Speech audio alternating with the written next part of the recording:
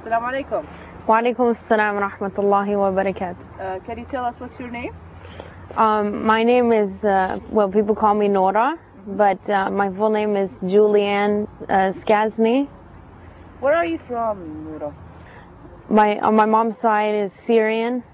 My grandma was born in Halab, and my dad, he's American, and his parents are Polish and Slovak. Yeah. But I was born here in the U.S., in Detroit, Michigan. So you are the second generation of your family here in the United States? Yeah. From your mom's side, right? Yeah. Were you Christian, or like, I know that your father would be Christian because he's American. What about your mom? Is she Christian too? Yeah, both of them are Catholic. And you were born Christian as well, right? Yeah. Okay. And now I see that you're putting the hijab. That means that you became a Muslim. How long have you been Muslim? I've been Muslima for 10 years, mashallah. Right. So how was your life before Islam? Like okay, when did you become Muslim? Like 10 years? How old were you at that time? I was 15 years old, and there was some things about Catholicism that I didn't understand, and I didn't understand that we had to, make confession to the priest, and that we would, pray to Jesus and Mary and all the saints and stuff. So I used to, just say, I think of God as like the Father or something. So I always prayed to him, and but I always thought of him as like one God. So I never understood actually the concept of the Trinity very well. Right. So what made you to think that Islam is right? Like, how did you get to the idea that to know Islam and think about Islam? Well, I was in my world history class in high school, and we were talking about the major religions, and we came to Islam, and I was very interested from my background on my mom's side, and so we were studying it, and there was a guy from Egypt, and the teacher was saying some misconceptions, and some wrong things, so he was correcting the teacher, and I thought, wow, he's correcting the teacher. Usually the teacher is correcting the student, and he wasn't scared, like, even though people were like, well, looking at him funny or something. But so I thought, like, I want this confidence in the religion. So I asked him, what's the difference between Catholicism or Christianity and Islam? And he said, not very much. So I wasn't very satisfied with that answer. So I asked his mom for a copy of the Quran, which is the Muslim holy book. It's the final revelation sent by God. And I knew when I read it, even in English, like, you can just tell that it's from God. It's not the words of a person, And I mean, even like the second chapter in the Quran, it tells you, if you can find a contradiction in it, then, it's invalid. And then it said, you will never. And I mean, countless people have tried and they never could. Right. So at that time you start to be convinced about Islam, right? Okay. Yeah, I mean, like a situation or a position where actually, or a time where you actually decided, okay, this is the right book and this is the right religion, I want to take it and that's it, and I want to become a Muslim. Like, how was that transition became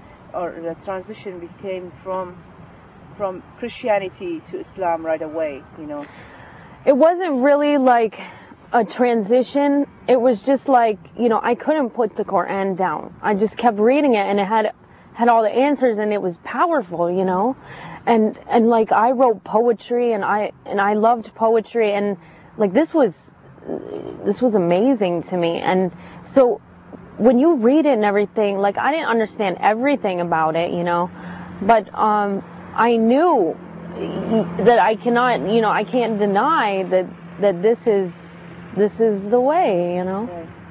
Okay, and now you become a Muslim. Have anybody told you how to pray, how to do things? Like, how did you learn all the things that you need to do in Islam? For example, how to connect to God and how to talk to God and how to be a good Muslim? Well, basically, I did some research on the internet, and my friends, I had some Muslim friends, and the parents, they tried to, you know, help me to learn about Islam a little bit, but my mom, she kept intervening and threatening them, telling them, "You're confusing my daughter, stop talking to her, stop giving her information," you know.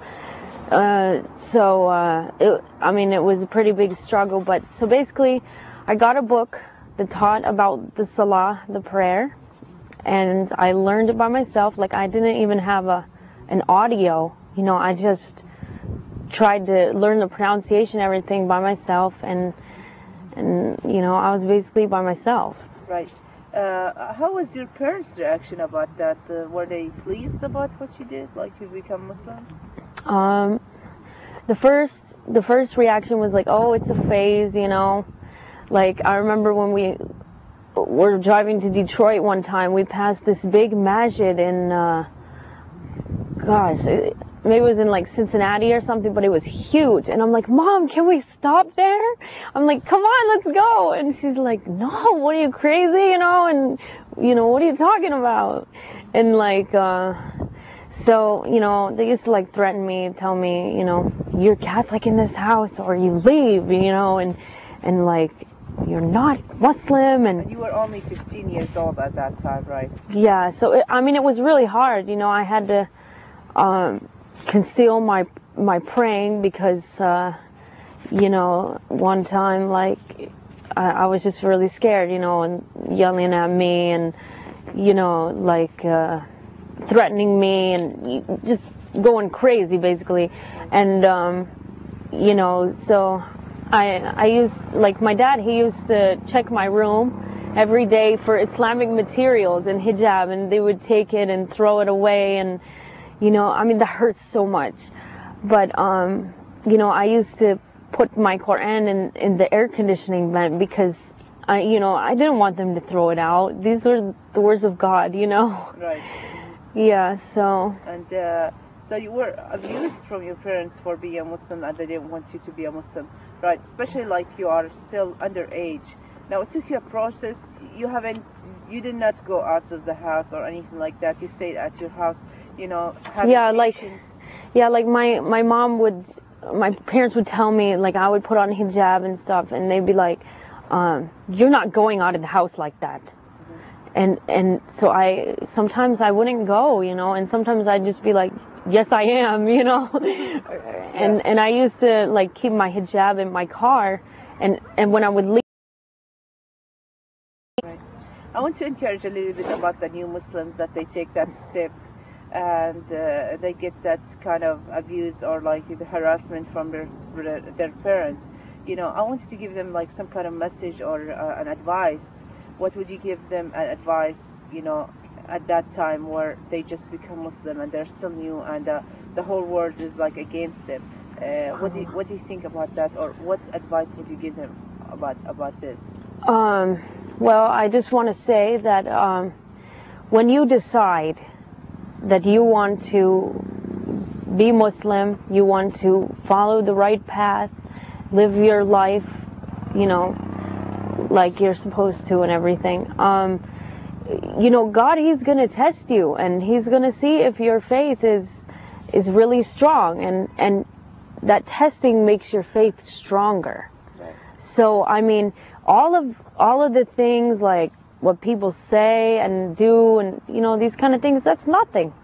I mean, this is, in this world, it's full of tests, right, you know? Mm-hmm. You just gotta be patient, and you have to be persistent, and no matter what anybody says, you just keep going. Right. MashaAllah. And now, it took you a while until you got married. You of course, I mean, many girls, they become Muslim because, you know, maybe guys that they loved a Muslim man or something like that. Yeah. Was that your situation when we were 15 years old? Was there anybody in your life at that time? No, like, basically that was, you know, far away. Until I became 20, I realized, you know, I have to get married, you know,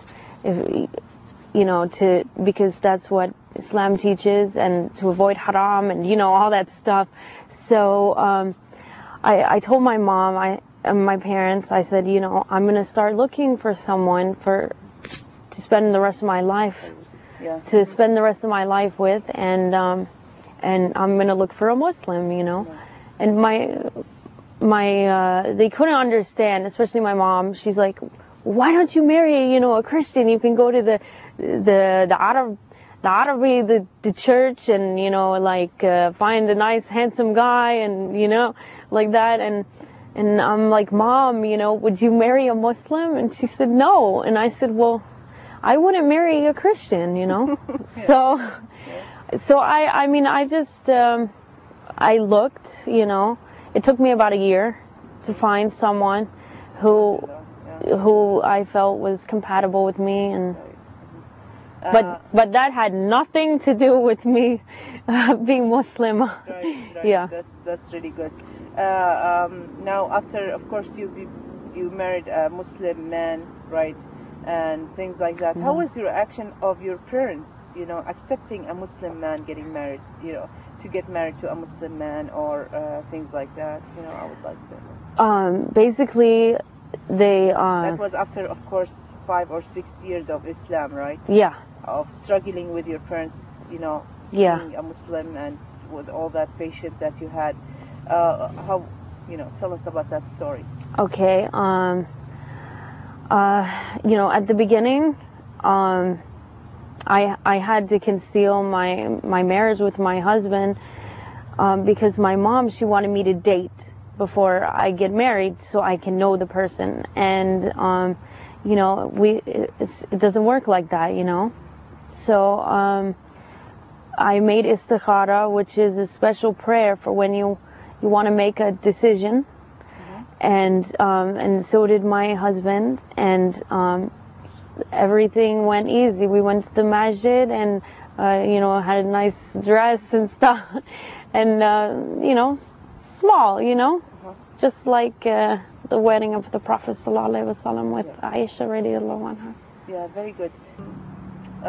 What message or advice would you give the world, or the people that they are looking for new Muslims and wanted to know about Islam? Tell us about that.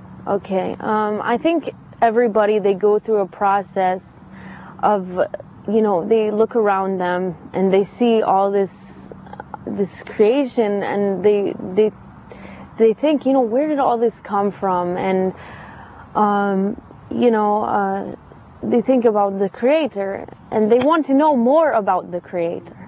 So, I mean, if we want to know more about the Creator, then we need to learn about the attributes and the oneness of God, and, you know, and I just want to say that, you know, right now there is a lot of, you know, wrong things being said about Islam and everything.